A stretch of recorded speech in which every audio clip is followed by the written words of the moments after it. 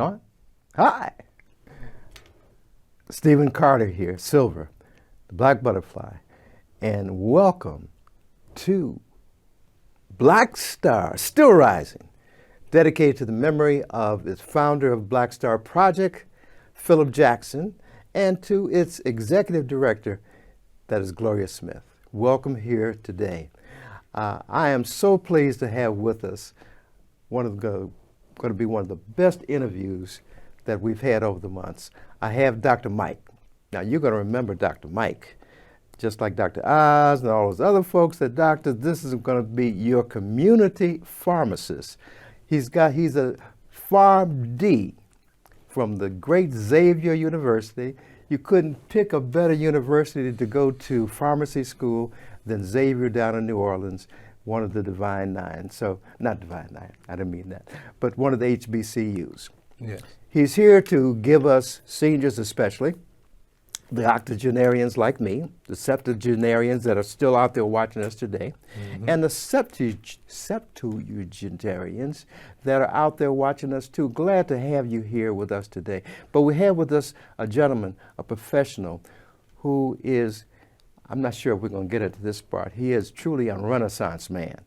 And if I could tell you that he can strum a guitar, write some blues, play some blues, he is truly a Renaissance man that I'm enjoying having with us today. He's going to give us some pointers on how to live a quality life as seniors. And Dr. Mike, Yes. tell us about some of the activities of daily living that you were sharing with me. Well, thank you. First of all, let me say thank you to you, Silver, for inviting me on the show. It's my pleasure to be on CAN TV. I've been a pharmacist on the south side of Chicago for over 31 years. And I've always known it was important to focus on my community. So when I graduated in '95, I knew where I was going to be working and what I was going to be doing. As we talk about seniors, activities of daily living basically comprises of being able to drive, being able to bathe yourself, being able to cook. And I noticed from friends and families, members that I know, they saying that those things begin to decline as you get into the fourth quarter of life, so to speak, when you get 70, 80 years old. And so it's important that you share as you begin in decline and don't be in denial. I think that's the number one thing, because there are people who love you and care for you, but they can't do that if you're in denial of where you are in your life. Is that part of that? You talked about knowing your body. Can you address that a little bit too? Yeah, well, no one knows your body better than you. No doctor, no physician, no chiropractor, anything. You know your body, and as we matriculate through life, you need to begin to listen to your body. Like I realized a few years ago that basketball was over for me. I went to go see my granddaughter. My jump shot's not the same. Oh, my jump shot's still flame now. You can go to the car and get your umbrella. Oh, I'm not moving, running around, chasing you. No. But yeah, I realized I was just going to see my granddaughter, and I saw the court, and I just stopped. I knew I couldn't play the whole court, but they were playing a little 21 afterwards, and I told them, I said, hey, I'm an old guy, I just shoot jumpers. It's old school. Yeah, I hit 7 in a row. Anyway. 7 in a row. I hit 7 in a row, for real. Right. And then this guy came out and he blocked my shot, right? And then I got a little beside myself, and so he came back out, and I had a flashback to my wonder years. And I gave him a little head fake like that. Did you go to the hole? And I thought I was going to the hole, and I thought I had left him at the free throw line, but unbeknownst to me, he was right behind me. So when I went to go make the left-hand layup, he bumped me, I bumped into my own feet, and then next thing you know, I was doing the Fred Sanford, just falling backwards. End up with a hairline fracture on my thumb. My hand swole up just like, you blow up an examining glove. Yeah. It just instantly just swole up to the point where I couldn't even put on my coat. And so, yes, the reality is there. I don't play basketball anymore. I resigned myself to free throws. Yeah. I don't even. Yeah, I just play golf now. Okay. I don't even, I just look at the court and say, oh, I remember when. Yeah, but. Now, give our audience a reason why they know their bodies better than anyone else, and to trust their bodies and to talk about that with their physician. Yeah. Well, that's very important because when you go to the doctor, most people are intimidated by the doctor because they're professional, and we call that what's called the white coat syndrome. A lot of times when people That's go, what you wanted today. yeah, Okay. yeah. A lot of times when people go to the doctor, their blood pressure goes up because they're thinking about, oh, what are they going to find? What are they going to know? And those are the things that you have to know in order to prevent some disease from going further. If you catch things early, that's why I say people, we get exams once a year. I think people should start at least checking their lab values at least 2 to 3 times a year. Well, for me, and I shared with you that I had prostate cancer and also bladder cancer, and that blood in my urine was an early sign for me, and my doctors told me that we caught it early, and I've been almost a year and 2 years cancer-free, but catching it early. But and that's men, the key. To talk about men, especially black men, not wanting to one share of this experience as you were talking about, or the kind of things that will lead to early detection of anything. Well, I think that syndrome of not going to the doctor just goes back to how strong we are and how much our families are depending on us. And so if something were to happen to us, that would be maybe the breakdown of the family unit, because maybe Big Mama's gone and only Pops is left. So I think men, even though, we think we're invincible, it's very important to get your prostate checked, to get your blood pressure, go to the doctor. And the thing, how you can remember that is if you go on your birthday month, you can never forget when you went to the doctor. November 25th, anybody wants to gift me, that's fine. I'm just kidding about that. Yeah. But I got 43 43 days left for my 83rd birthday. All right. Yeah. We're looking forward to that. We're going to be doing some celebrating, I'm sure. That's right. My birthday is January 2nd, so You yeah. got to get yours in there too. Yeah, we're going to make it do what it do. So yeah, it's important for men especially, like I said, what we were talking about earlier, especially men, we know more about our cars than we know about our bodies. I mean, that dipstick, and we know more about that. Than about. Okay, go ahead. Like I said, you have to know your body. Our bodies are kind of like cars. The engine in your car is like your heart.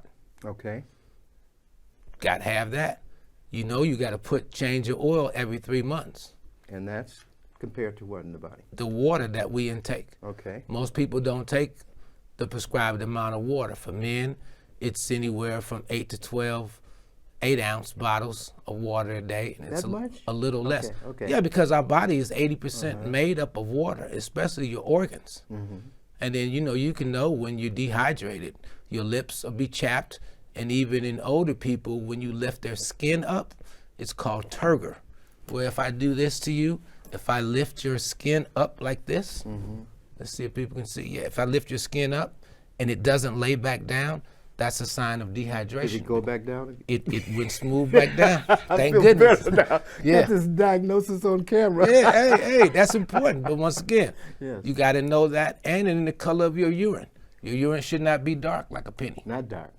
Okay. If it's too light, what's to say that you haven't drank enough water if it's too light? Well, it's not going to be too light. Okay. Because it's going to be filtered by the kidneys and all the other things. So Okay. it's not going to be too light. You want to focus on when it's dark. Okay. And the other thing, too, most people don't look at their stool. Okay. I peek back there every once in a while. Well, it's important to do that. I mean, it's supposed to be 'cause- snake light. Well, it depends on what your diet I ate is. the If you night eat before. more meat and Okay. you have more vegetables and stuff like that, your stool might be a little softer. But You didn't know we were going to talk about poop a little bit, did you? That was a Hey. surprise for our audience today. hey, it's important to peek back there once in a while. What if you got some blood, like you said? Yeah. A lot of times that's a sign of something going wrong, and you need to get that checked out. But if you don't know, if you don't look, people, and like I said, the belts in your car is like the ligaments and tendons in your body. They have to stretch.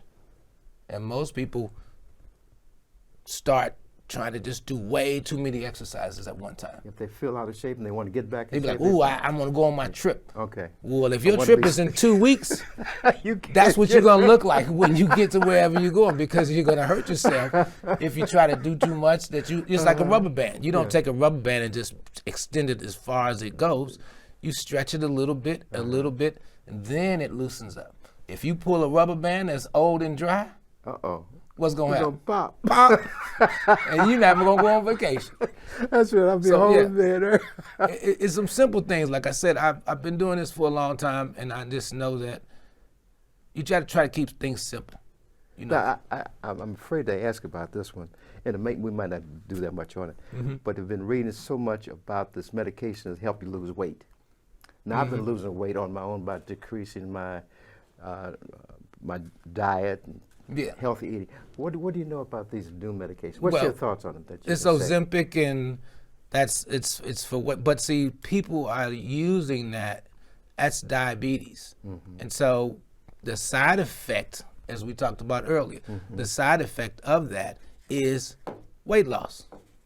And so, as we see, you know, the FDA has come out and said that they don't want pharmacies selling that because there's a shortage. The people who really need it for diabetes, they can't get it because the people who are using it, the side effect of it for weight loss.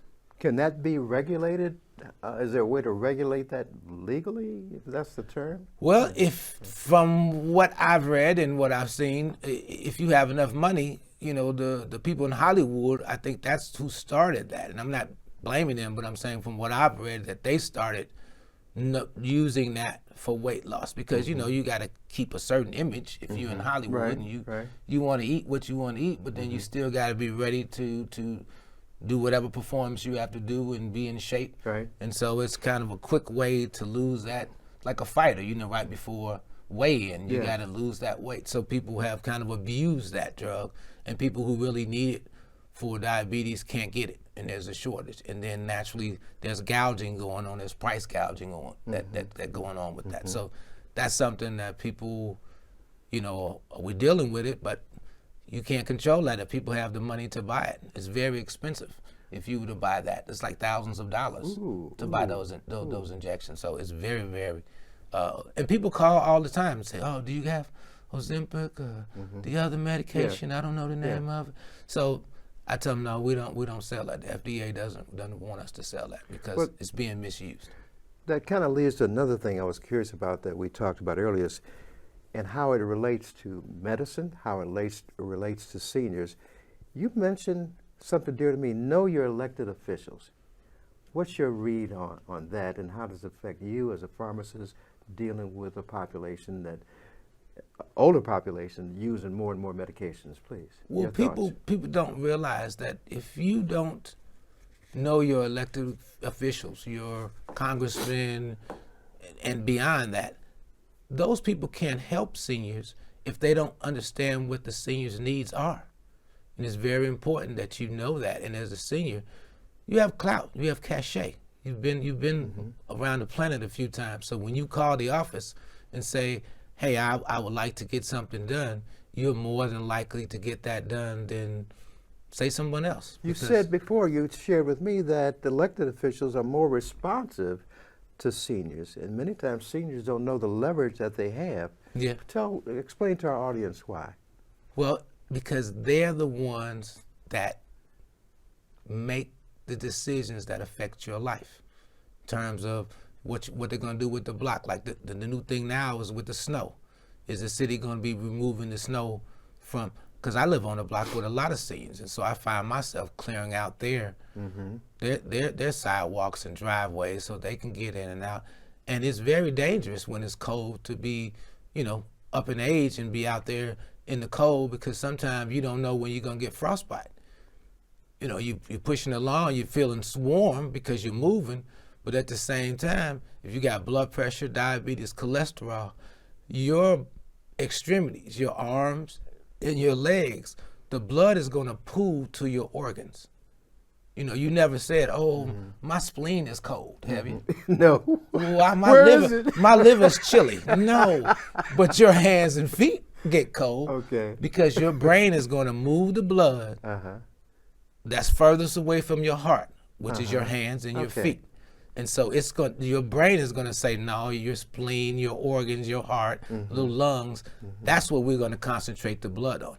And that's why your hands and feet get cold all the time. That sounds like some meditative things, too, that you can meditate about, and I forgot the term, but meditate and control your body through some meditative forms for meditative exercises? Well, when it's 20 below zero, I don't know how much meditating that's going That's to not help gonna you warm you out. up. Because your brain is going to override whatever little breathing you It's do cold and out say, here. you should go back in the house. My next door neighbor, Excuse me. he got a new snow blower. He loves to come out. And I told him, I said, Mr. G, let me do your snow blower. And he won't even let me use his snow blower. He's got to do it for you, huh? He's got, no, I want to do it. I said, okay. Uh-huh. Okay, I don't want to find you Out in the in cold, between laying the in- houses, laying you know, in and that you up there snow frozen, pile. look like, what happened? I told you, stay in the house, I got you. So he started to get some people to come and do that. So it's important really not to be out in the cold. Also, too, other thing in terms of seniors, a lot of seniors don't have an alert device.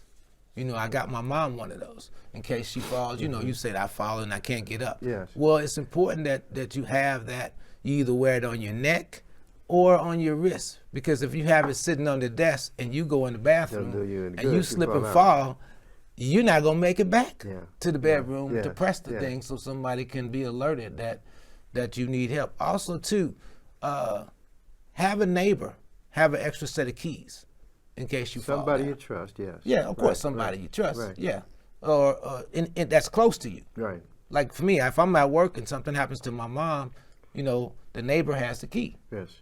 You know, my mom fell a couple of years ago, Mm-hmm. and it was just by grace that the neighbor had the key, and they were able to call me, and I had to leave work and whatever. But that's another thing that you have to, you know, be in resolve of where you are in life. You know, you can't live life in the rearview mirror.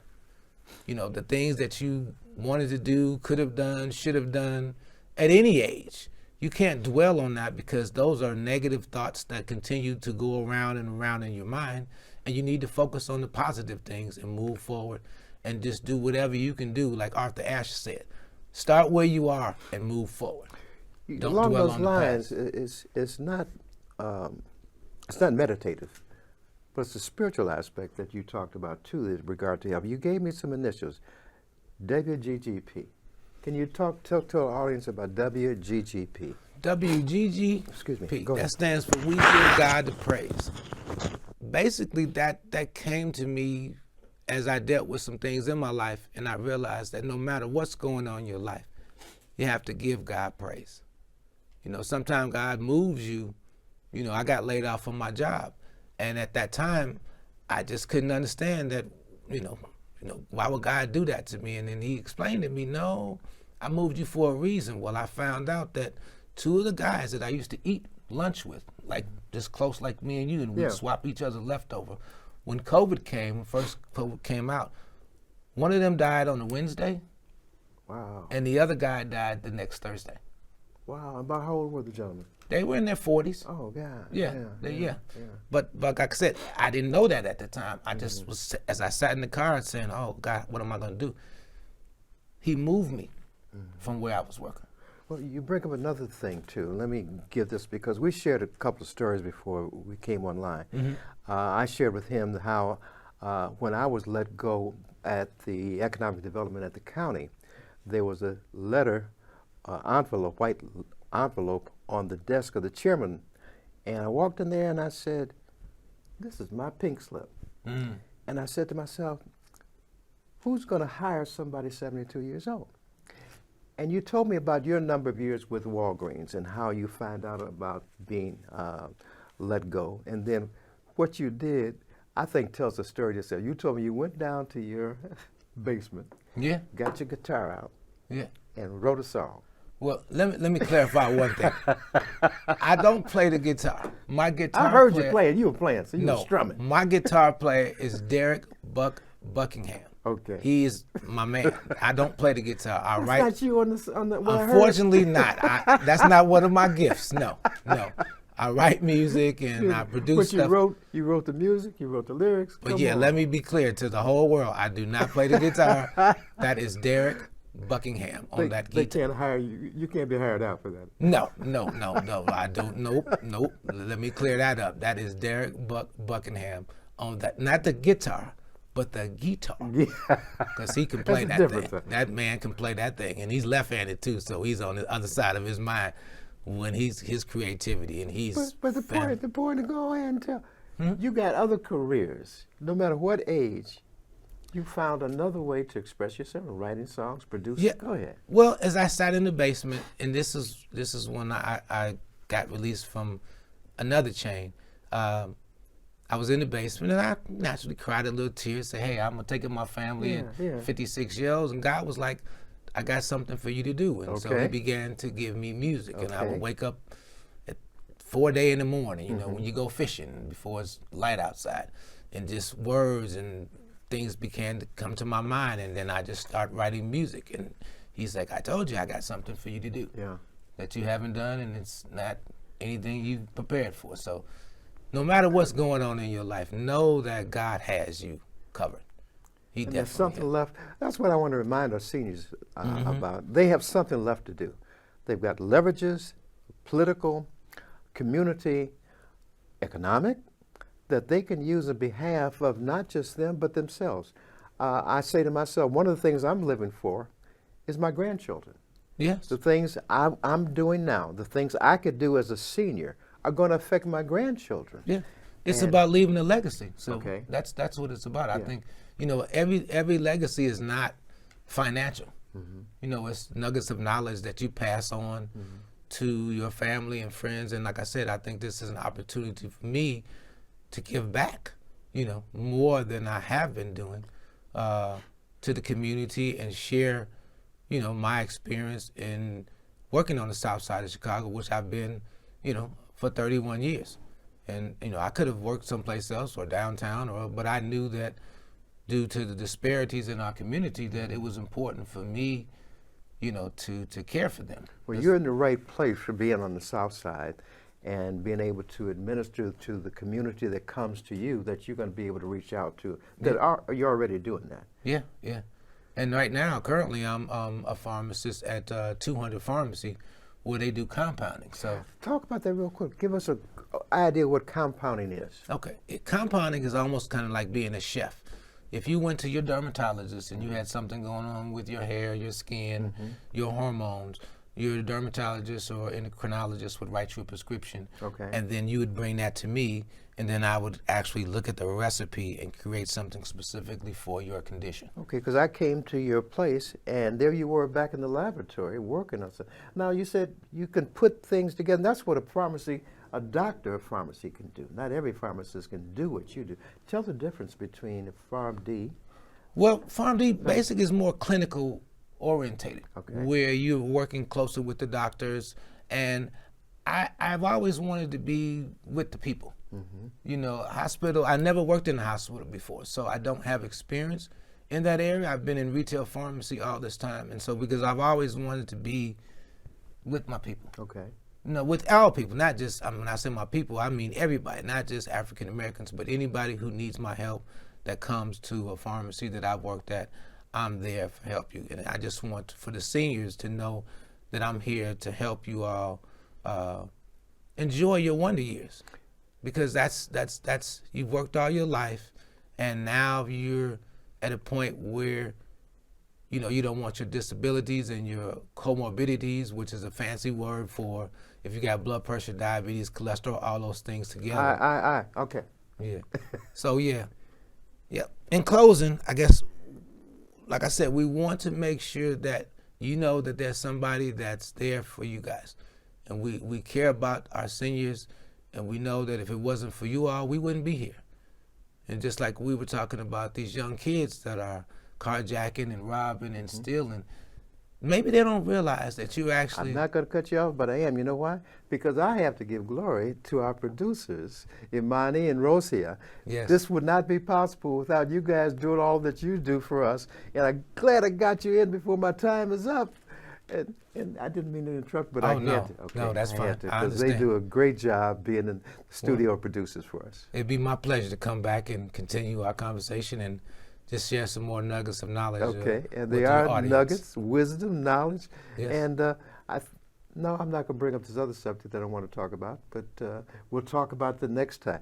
You have my email address at the bottom. If you've got questions for Dr. Mike, please send them to me at silverseniorchampion06@gmail.com. I want to thank you, and I see you all there, the folks at the Atlas Center, that you've been tuning in.